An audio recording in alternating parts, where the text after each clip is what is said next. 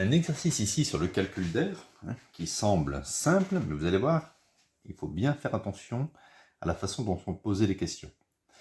Nous avons ici un rectangle ACDF. Ici, la longueur du rectangle, c'est L, grand L. Et la largeur du rectangle, c'est petit l. Ça correspond à la longueur AF. AB mesure L, donc ABEF est un carré.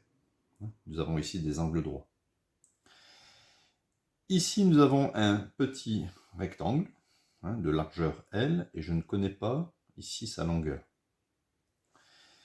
Première question, il faut calculer l'aire A1, et grâce à la connaissance de l'aire A1, il faut en déduire que l'aire du carré ABEF est égal à L carré.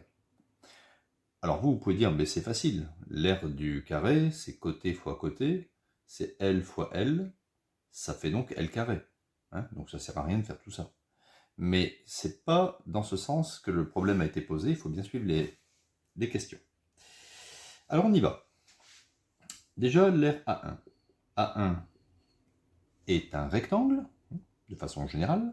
Donc l'aire d'un rectangle, c'est longueur fois largeur. Donc on va imaginer que la longueur, c'est BC, multiplié par la largeur, CD. On va donc obtenir BC. Alors je n'ai pas BC, mais sur le côté, je peux écrire que BC, c'est la grande longueur, AC, moins la petite longueur AB. C'est-à-dire, AC, ça fait grand L, moins petit l. Grand L moins petit l. Donc BC, ça fait grand L moins petit l, multiplié par CD qui fait petit l. Je vais développer. Grand L fois petit l, ça fait grand L petit l. Et moins L fois L, ça fait moins L au carré. Donc voilà, déjà, j'ai trouvé l'aire A1. Maintenant, je veux trouver, deuxième question, l'aire, alors je vais l'appeler A2. L'aire de ce carré, je vais l'appeler A2. On peut donc dire que A2, c'est finalement l'aire du grand rectangle, c'est-à-dire ACDF, moins l'aire qu'on a calculée dans la première question, d'accord? Le grand rectangle, et vous retirez cette partie-là. Je vais donc obtenir, alors l'aire du grand rectangle, on peut le faire directement, là c'est facile, longueur fois largeur, ça fait LL. LL, moins, entre parenthèses,